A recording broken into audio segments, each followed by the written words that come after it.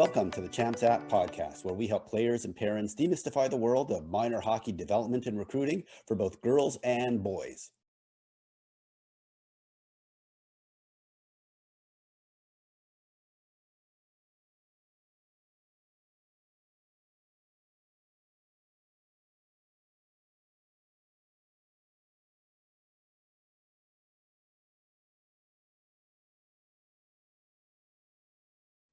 Before we get to this amazing episode, I wanted to give you an update on Champs App. We continue to make enhancements to Champs App, and this year we will be adding some amazing new features to help with your hockey journey.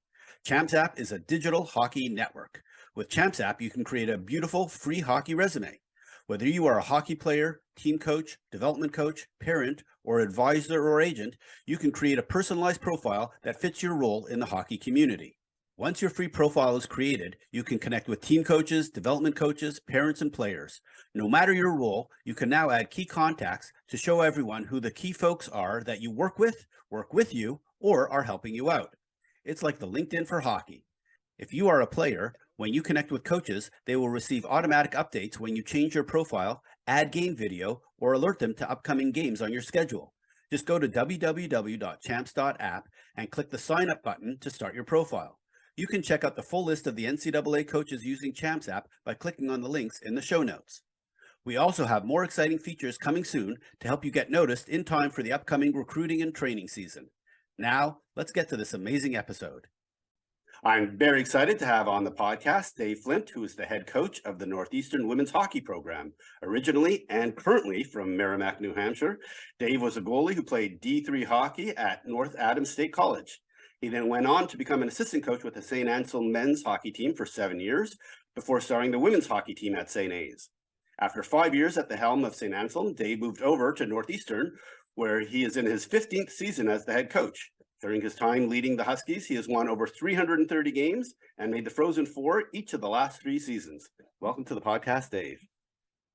Thanks, Ray. Thanks for having me. So really appreciate you coming on the podcast. Why don't we start out with understanding, kind of like all of our guests, why did your parents let you become a goalie? And tell us a little bit about your hockey history and playing hockey as a kid.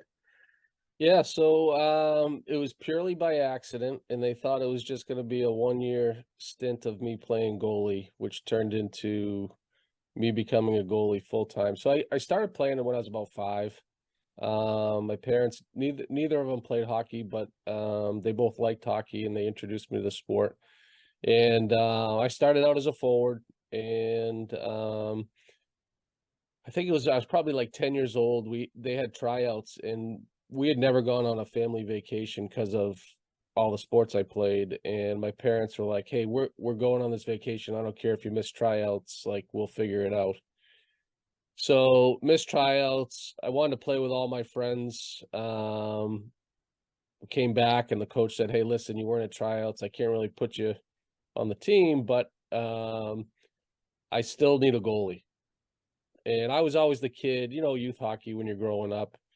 There was one goalie, and then there was the kid who, when the goalie was sick, would throw the pads on. I was that kid. So I liked the position, but just never invested in it full time. So I told my parents, "Well, I want to play with my friends this year, so let me just play goalie, and then we'll switch back." We didn't even buy pads; we just used the organization's pads. And so I played that year and actually loved it, and realized I was pretty good at it. And the rest is history. I told my parents, "Hey, I don't want to switch back. I want to play goalie and full time." And so we invested in the equipment, and the rest was history. And you mentioned that part of the reason why your parents wanted to take you on vacation and not go to tryouts was because you were playing so many other sports. Is that part of the reason why you were such a good goalie? Is that you were pretty athletic? Yeah, I like to think so. I was actually a soccer goalie and an infielder in baseball. And I think it definitely helped me. I think the other thing that helped me with being a goalie was I played out for 5 years, so my skating skills were actually pretty good at that point. So I think that definitely those two things helped me be a better goalie. So actually, we're going to get to how great some of the goalies have been at Northeastern in the last few years. But what makes a great goalie? So, like, when you're recruiting, what are you evaluating about goalies? Is it skating? Is what else are you looking for? Yeah, I think the biggest things for me, people ask me this question all the time. I look for athleticism, but I also the biggest thing for me is compete and do they stop pucks? A lot of people get caught up in technique and how the goalies look, and I've seen goalies that look like $1,000,000 in drills and in warm-ups because they're so technically sound, but when it comes to reading a play and having instincts and competing and dealing with giving up a bad goal, like, those are things you don't always see. And for me, those are way more important than the technical aspect. And by the time I get goalies, they've developed their their style of play. And for me, my thing has always been like, I can fine tune them, but I don't want to screw them up, and so for me, I don't get too caught up in the technical part of the game as far as like when I'm evaluating a goalie. I want kids that are athletic and can compete. Beautiful. All right. So obviously, you're a pretty good goalie in order to play D3 hockey. Tell us about how you ended up at North Adams State College back in the late '80s. Yeah, so I played 3 years of high school. My first year, I went to Merrimack High School, and they didn't have hockey, but I was playing on a full season. I was younger, a little bit younger for my age, so I was playing on a full season team. And then I decided to transfer to a Catholic high school in Manchester, Trinity High School, and played 3 years there. And my junior, senior year, I started to tell my parents, like, I think I want to try to play in college. And some coaches were telling me like, hey, you have the ability to play in college. And actually, Merrimack College had recruited me, and Potsdam State, and New England College, in North Adams State. And I didn't know a lot about college hockey except for just watching a little bit of D1 stuff on TV. And so I kind of started researching all the schools. And the North Adams State coach at the time was Jay Green, and he probably put the most time in recruiting me. He spent a lot of time calling me and having me into campus. And um, I just fell in love with the small campus feel, and just loved everything about it. And it was just far enough away from home, but not too far. Um, So it was a really good fit for me, and I knew I had an opportunity to play there. The funny thing is, the summer before I was going to go there, at first they came out. They said they were going to cut the hockey program because of state budget cuts. Um, that caused a big uproar, so they saved it. Um, but then the real kicker was Jay Green got a job in coaching in Sweden, and he said he wasn't coming back. So now the coach that recruited me is no longer there. The program's on shaky ground. So then, I'm starting thinking like, do I need to transfer and find another school? Long story longer. I show up first day, there's 13 goalies trying out. And coach, Brett Thompson at the time, he said, "Hey, I'm only taking 3 goalies. So whoever makes it makes it." And somehow I ended up making the team, and had a good 4 years. Wow. So what lessons do you think players from today can learn from that experience in terms of the program might not be there, the coach might not be there, you might have way more competition for your position than you expect. What can folks learn from that? Yeah, I think that's all important, and I tell kids all the time through the recruiting process, like, pick the school that's right for you because you never know what's going to happen. I mean, we had Robert Morris a couple years ago. think, I'm glad they're back now, but they had the program cut. North Dakota had the program cut. Like, things happen. Coaches get jobs, coaches retire, you know, coaches over recruit. So you get there, and especially with COVID, these, we're still dealing with large rosters because of COVID. So there's a lot of things that come into play that you really have to process. It's not just, hey, um, I really like this one thing, or I really like this other thing, or the team's really good, and that's the only reason I want to play there, or whatever. So I think there's a lot of things that go into that process of finding the right fit. Perfect. All right. So, according to your elite prospects profile, there's about a 3 or 4 year gap from when you graduated from North Adams State until you started coaching at St. Anselm. So, is there anything in your resume that you'd like to share about that gap in your experience? Yeah, so I was in grad school then. And I went to school to be an athletic trainer. So I was finishing up my athletic training hours. I was actually volunteering at St. Anselm while I was in grad school, finishing my hours to get my certification. Um, so I got certified, and while I was there, the head men's coach, Ken Kuzik, he had known me because our my high school team in St. Anselm played in the same rink. So Ken knew who I was. He needed an assistant coach. And so he asked me, he said, "Hey, while you're here, how about you be my assistant coach?" Paid $2,500. I look back now, I was losing money. Thank God I was living in my parents' house. Um, and so I got my certification. I was the assistant hockey coach, and then St. Anselm started football. So I kind of pitched myself to the school, and said, "Hey, what if you make me?" Because they needed another full-time trainer. So I said, "What if I'm a athletic trainer slash assistant men's hockey coach?" And they went for it. They hired me, and rest is kind of history. Gotcha. And so, so it sounded like you had a dual role of, one actually being an actual coach for the team, but other also an athletic trainer. So I'm curious how you decided, you wanted to more focus on the coaching side than the training side. Yeah, I realized pretty quickly I loved coaching. It wasn't even a thought to me early on. I was just so fixated on, like, all right, athletic training, staying involved in sports. I like sports medicine. I like helping athletes. Then I got into this coaching, and it was like, oh wow, this is awesome. Um, and then I found out the pitfalls of athletic training. It's long hours, low pay.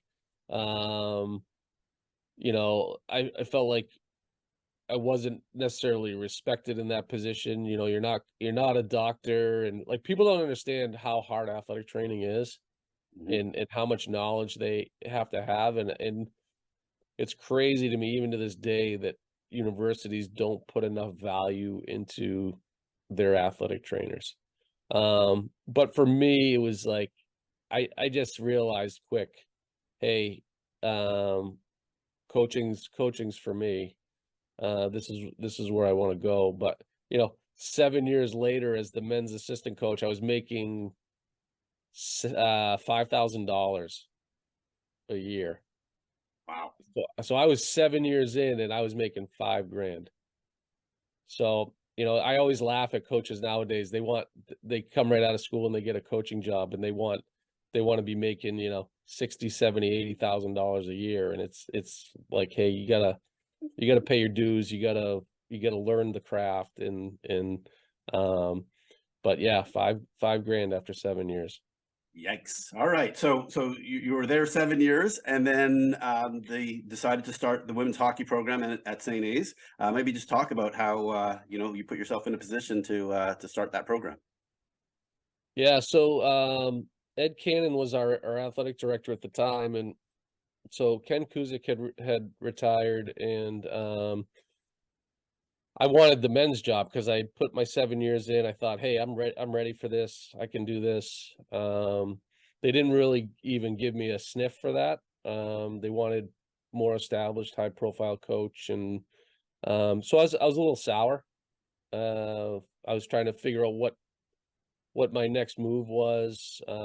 They hired Ed Sini, who's a great coach. Tons of tons of experience, tons of knowledge. He was way more qualified than I was at the time, and he kept me on as an assistant for a year. And then Ed Cannon came to me and he said, "Hey, we're starting a women's program. What do you think about starting up your own program?" So for me, that was exciting. Like, hey, I get to start my own program from scratch, day one, do things how I want to do them. I talked to a few coaches that had made the transition from men's hockey to women's hockey. It was all really positive. So I jumped right in. I'm like, this is a great opportunity. I love St. Anselm College. I just want to coach athletes. I want to be a head coach, and so that's kind of how I got started there. Gotcha. And what was the biggest challenge of starting a program from scratch? I think for me, just never having done it was a challenge, and understanding what I needed to do. And at that level, when you're a head coach, you wear every hat, right? You're doing everything. There's not a lot of support staff, and but then also getting a team assembled of a competitive team, and getting kids excited about a new program. And thank God St. Anselm is a good school academically. It's a great location, and we had a brand new shiny hockey rink. So selling it wasn't too hard. So we got good pretty quick. Nice. All right. So we're about to transition into Northeastern, but before we go there, I know one of your hobbies is fishing, and in fact, recently you appeared on Charlie Moore Outdoors TV show on Nesson. Maybe just talk about your fishing hobbies, and how good a fisherman are you?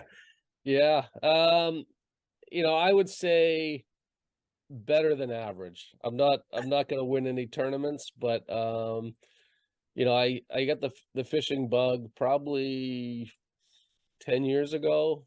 I wanted a release at the end of the season, is do something that was enjoyable and I could get out. I can't golf.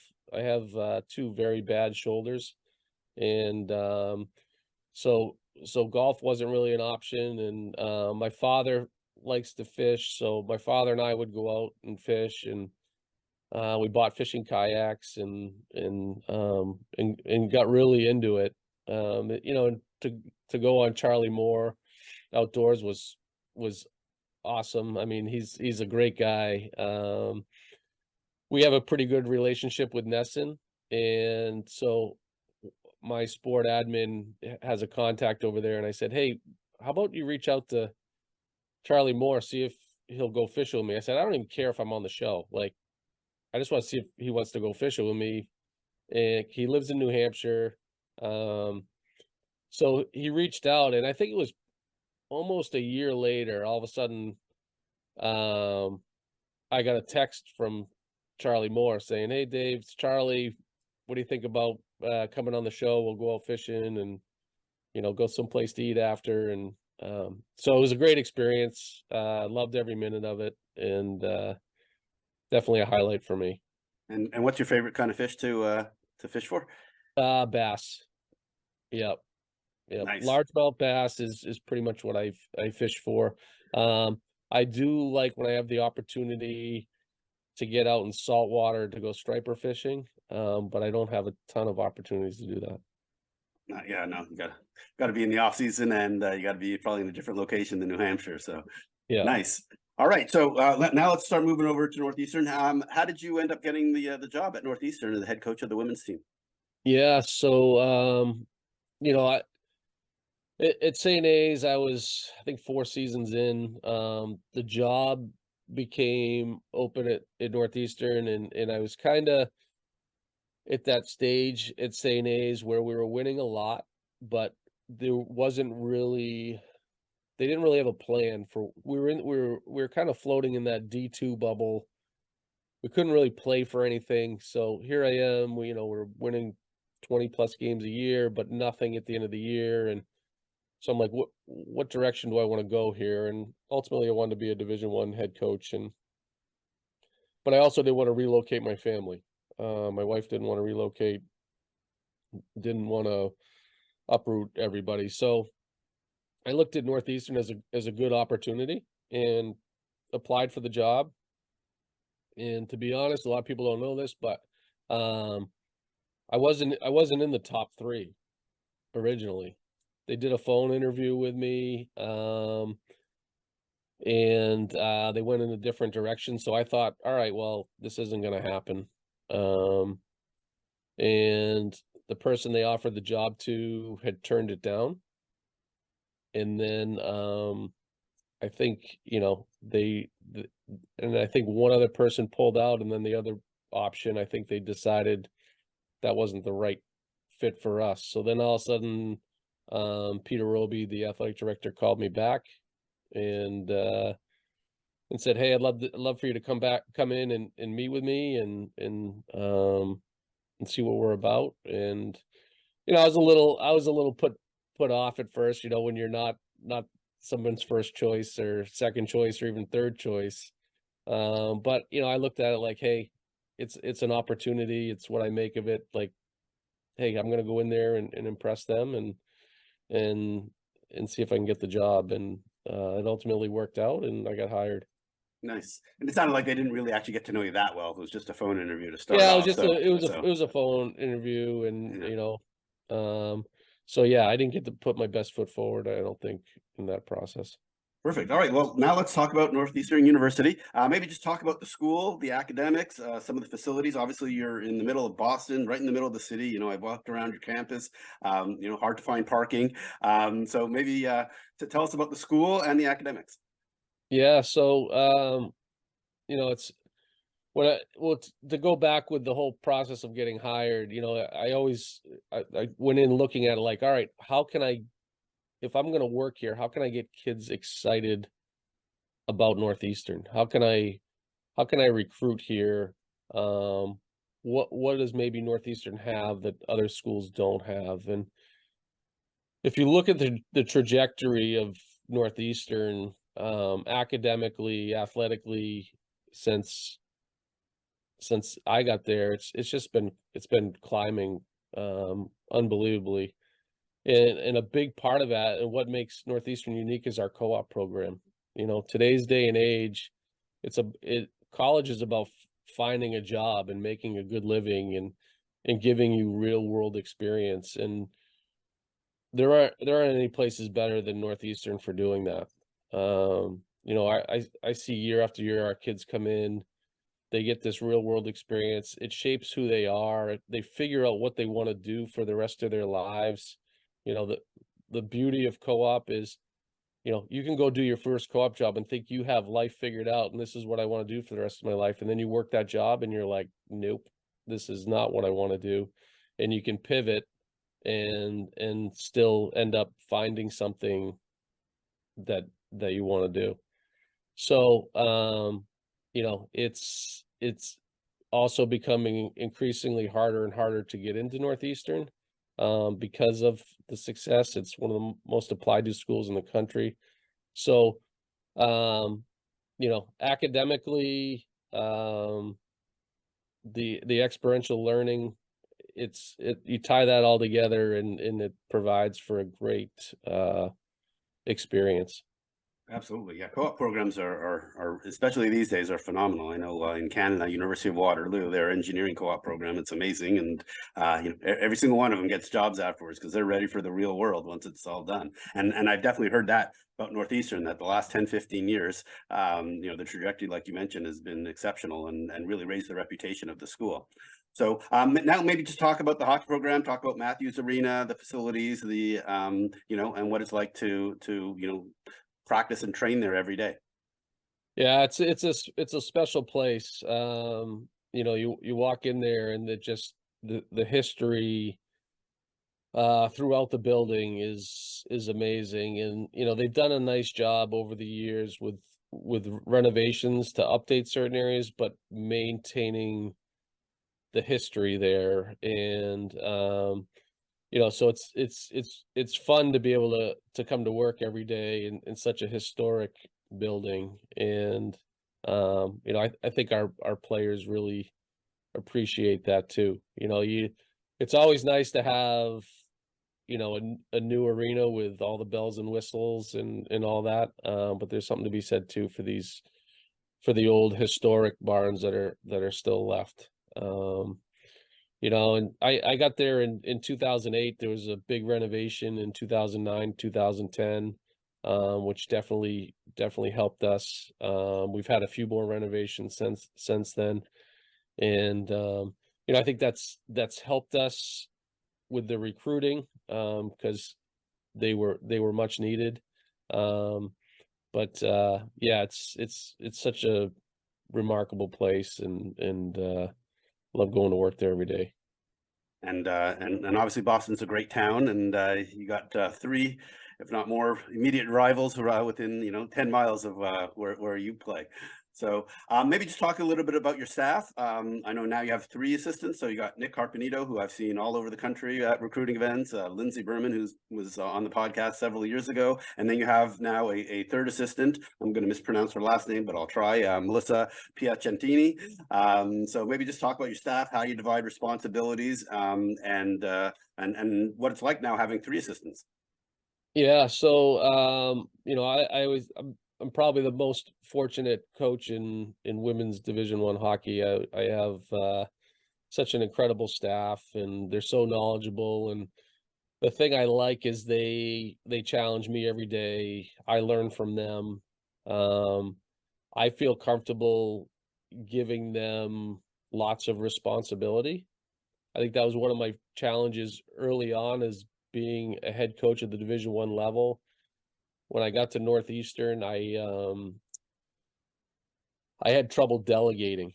I wanted to do everything myself and my way, and like, it was probably a good learning time for learning for me. But with Nick and Lindsay and Melissa, I can give them things, and I don't need to worry about it. So, like, Nick is in charge of our power play and our forwards.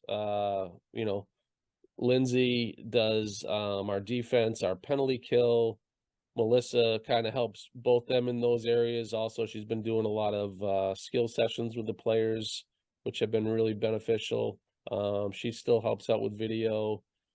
I give them, they'll split up duties on pre-scouts. Melissa does breakdowns from the weekend when we play. So, I mean, I know I'm biased, but I'm going to say they're the best staff in Division I women's hockey. They're incredible people, and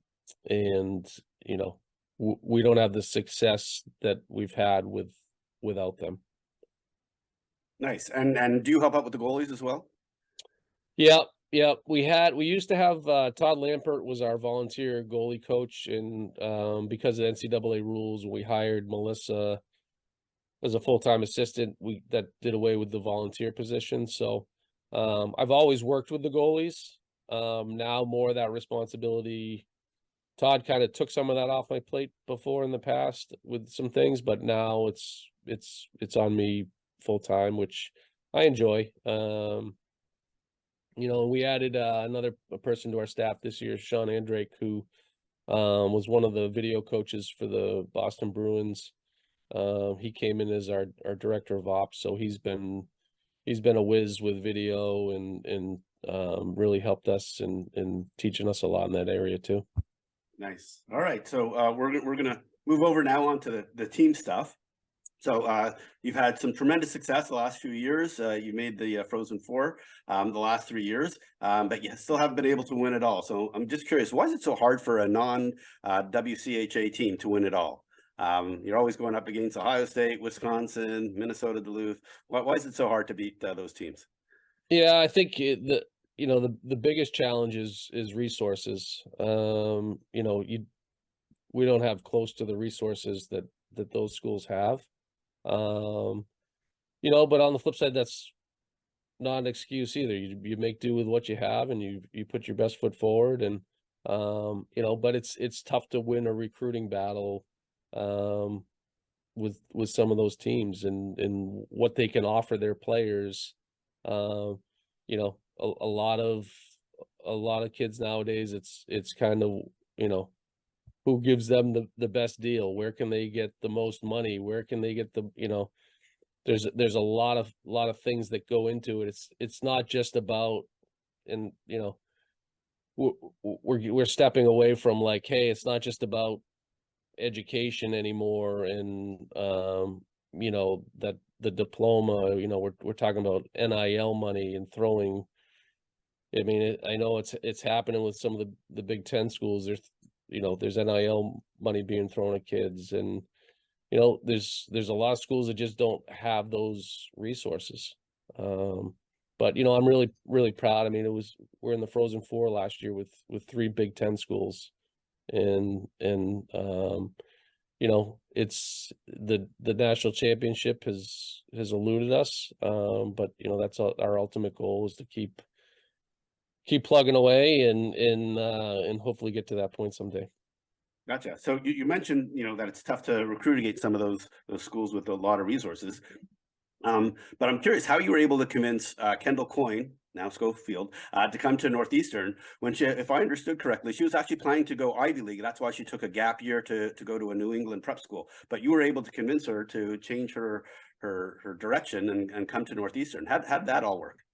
Yeah, well, the Ivy piece is right. I think she was looking to go to Harvard. And I think Harvard gave her word, like, hey, we don't know if it's going to work out.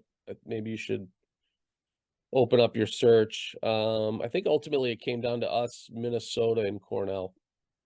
I do know that Kendall loved Boston, and I think she looked at it like, hey, this is an opportunity to get a great education from a great school that's going to set me up for life, but also to have a major impact on a program.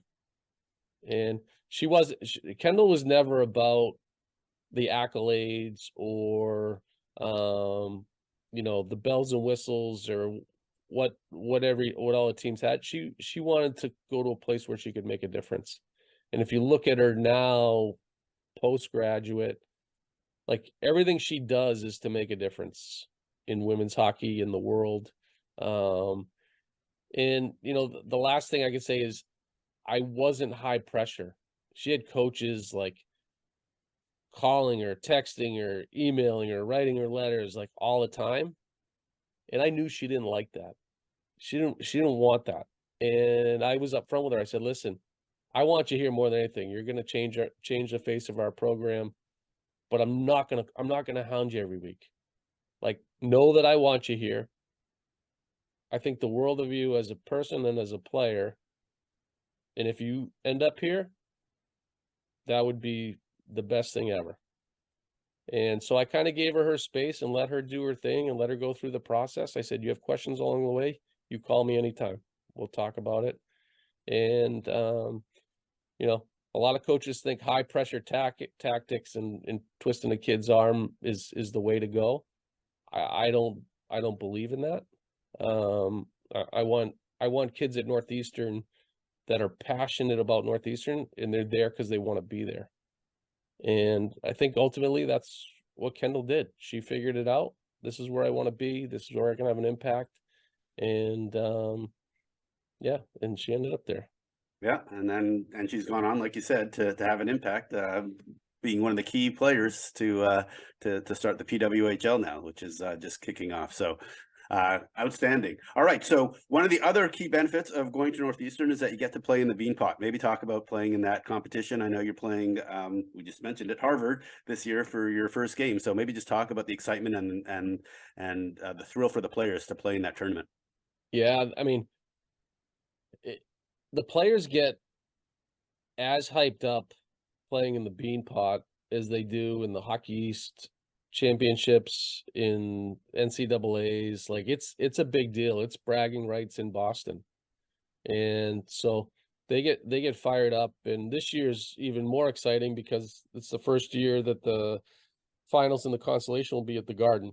So we've been pushing for this for years and years, and it's finally come to fruition here. And for the players to be able to skate in the Garden is going to be truly amazing, and it's just going to ramp up the excitement even more with the Beanpot. Beautiful. All right. So we're going to transition now into kind of your current team and then into recruiting. So this is the first year that you have not been ranked in the top 15 since, from what I could tell, March of 2015. A lot of changes to your roster the last couple of years. Last year, you had 3.8 goals per game in terms of offense. This year, you're down to 2.2. Last night, you just scored a couple of goals. And because you've lost several players the last couple of years that have had a ton of offensive ability, whether it's Alina Mueller, Maureen Murphy, Chloe Erard, Maud Poulin-Labelle, all playing in the PWHL. And even though you lost Erin Frankel, you still have Gwyneth Phillips, who's been a phenomenal goalie for you. I'm just curious, what's the challenge been in trying to replace that offense this season?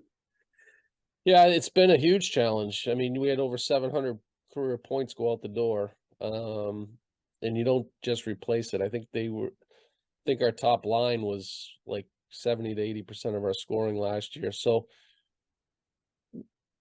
we've been in search of, all right, who's going to step up and fill the void?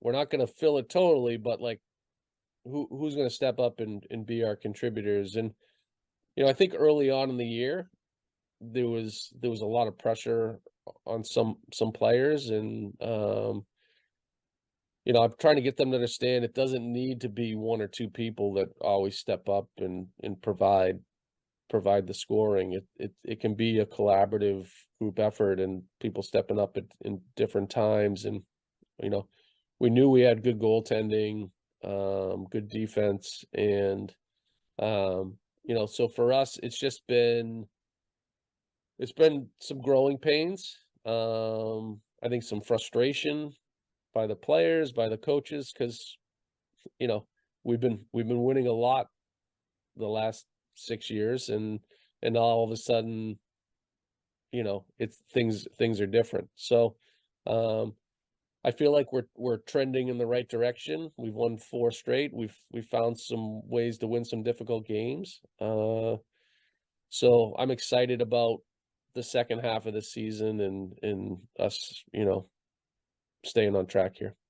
Gotcha. So you mentioned, some COVID having impact on your roster. You have 29 players on your roster, which is quite large, generally speaking. 6 grad students, 18 forwards, 19 upper class players.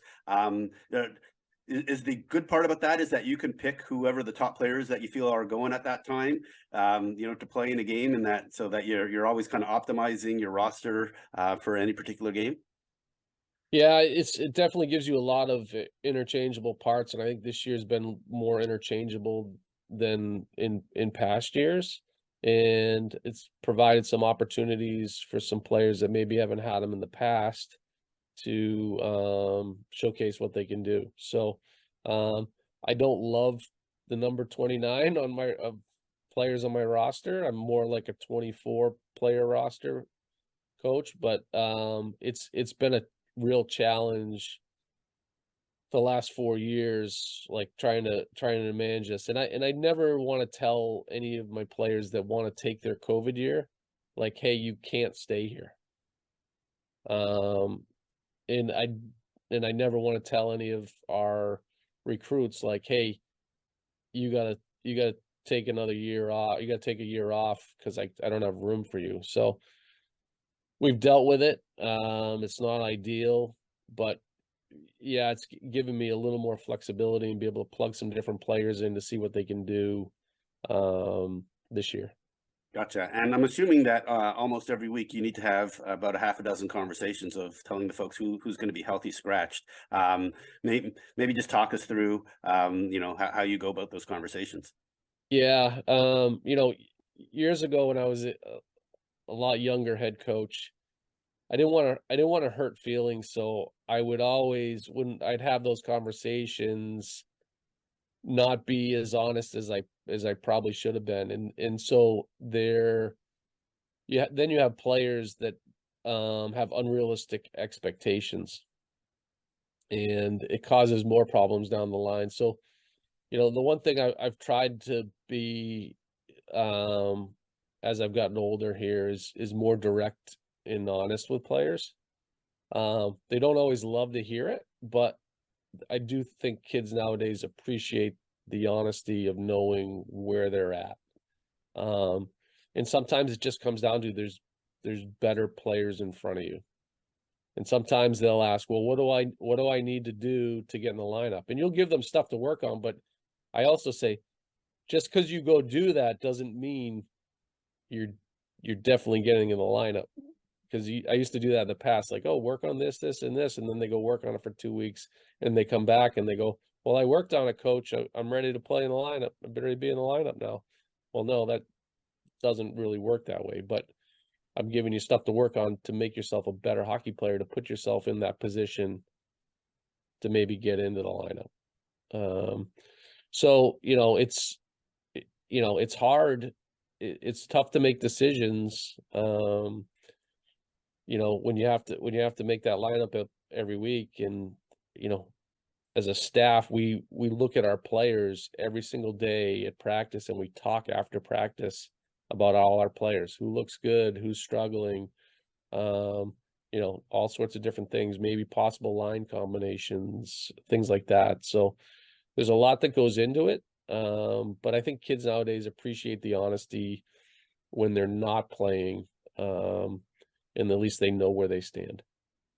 Gotcha. All right. Thank you for that honest answer. I'm sure there's a lot of players and parents appreciate hearing, this is what to expect when you get to D1 hockey, no matter what the team or school you go to. So I'm curious what your thoughts are on schools like Ohio State, who are using the transfer portal to get some of the top upperclassmen, especially in their final extra COVID year, for a year or two, and helping them compete at the highest level, and maybe even put them over the top to get them a national championship. Yeah, I mean, I think if they can do it, then they should take advantage of it. I think it's for me. I've utilized the transfer portal not quite as much. We've taken a player here or there that we feel like we can have an impact on our program.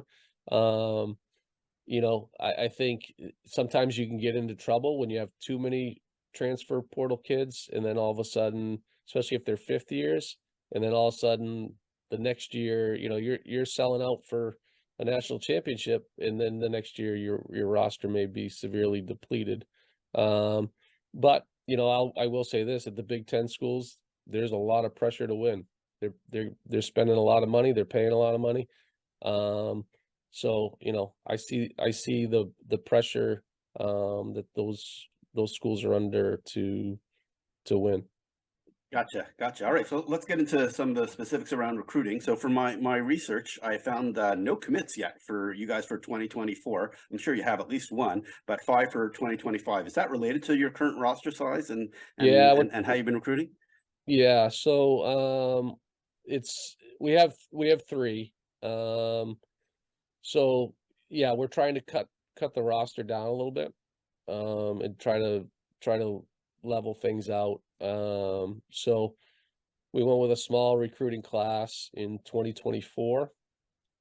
And then we'll have a little bit bigger class in 2025. So I've been trying to kind of level things out a little bit, and figure out how we can get back to a more manageable size.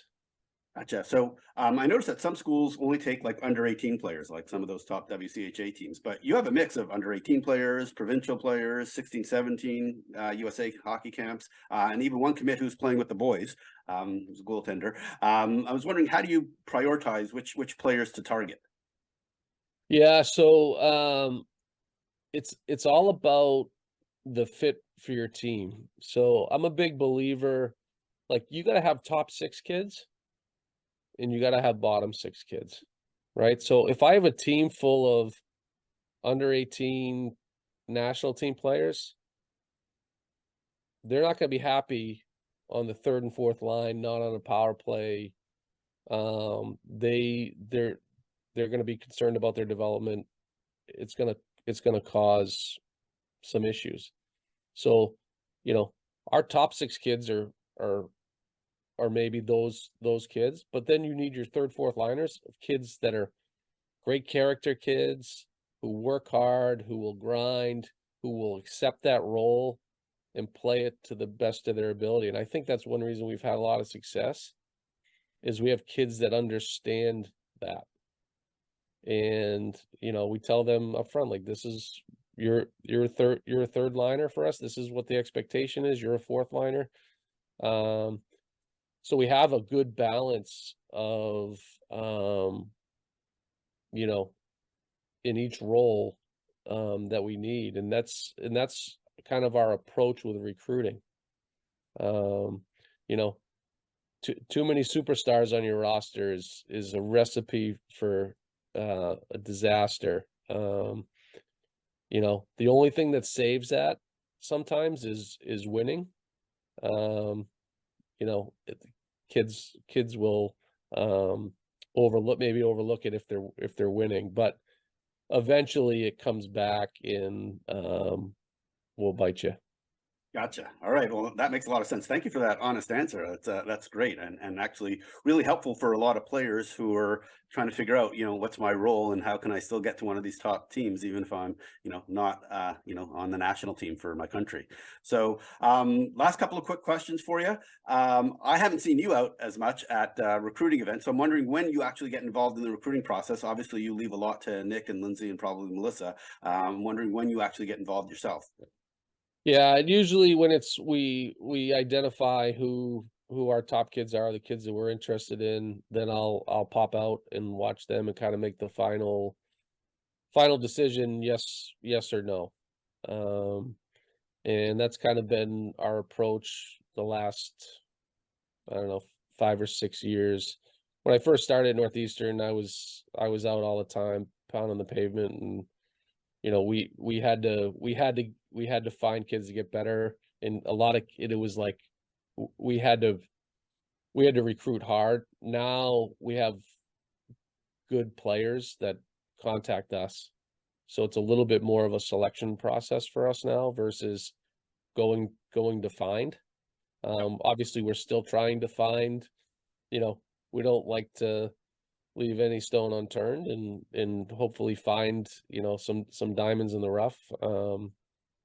But it's a little bit more of a selective process for us now. And Nick, Lindsay, and Melissa do a fantastic job of identifying the top talent. And then I'll go out and watch. And I like to try to see them more than once, because I've learned over the years sometimes kids have bad days.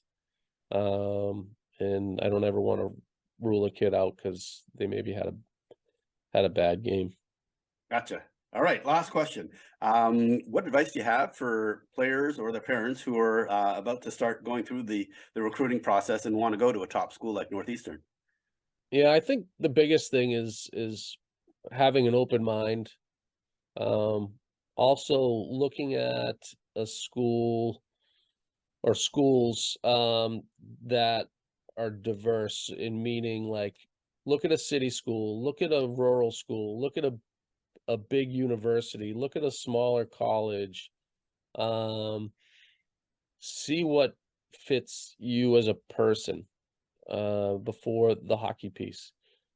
Then now all of a sudden insert the hockey piece. Where do I fit? Am I a high Division I recruit? Am I kind of a middle of the road? Am I a low Division I, high Division III? Or am I just a Division III recruit? And I try to tell kids all the time, like, I was a Division III hockey player. Best 4 years of my life. I loved it. It was a great experience. I played a lot, made some of the best friends. I'm still on a group text with like 15 of my teammates, and we still laugh all the time. And we get together when we can. So it's about the experience, it's about the education. So prioritize those things. The hockey piece, if you pick the school that's right for you and you find a school that fits you for hockey and your abilities, you'll have a good 4-year experience. And for parents, I tell them, let let your daughter go through the process. Let them do a lot of the work. Let them talk to the coaches. You guide them as they go, but don't be the driver. Guide them, let them find their path, and then have, family discussions about the pros and cons of each school, what they like and don't like. Because the kids know what they have a pretty good idea what they want. They know what feels good when they get on campus. Like I always say, I went, when I was years ago, when I was going to schools on my recruiting visits, I stepped on the campus at North Adams State and I was like, I just like how this feels. And then as the day went on, I liked how the coach was. I met some of the guys on the team. I really liked them. It kind of all fit in. And then there were schools that I went to where I got out of the car and we just drove 3 hours, and 5 minutes in, I'm like, no way am I going here. But I didn't have the heart to tell my parents because they just drove 3 hours. So I waited like a week and told them after, like, yeah, I don't think that's the right school for me. So for parents and for the student athletes, like, don't be in a rush. Go through the process the right way. Make sure you make the right decision and make the decision that's right for you. Beautiful. That's some excellent advice, along with a whole bunch of other great information that you've shared over the last 45 minutes or so. So, Dave, I want to thank you so much for doing this. It was great learning about your goalie background, your time at St. Anselm, moving over to Northeastern, some great insights about the roster and everything that you're doing there, and then obviously some great recruiting advice. So, I really want to thank you for doing this and wish you the best of luck the rest of the season. Thanks, Ray, and thanks for having me on. It was great. I really want to thank Dave for coming on the podcast. It was great to hear his insights on what makes a great goalie, his perspective on the Northeastern experience, and how he recruits for the Huskies. You can connect with Dave on the Huskies website or via his Champs app profile. Links to both are in the show notes.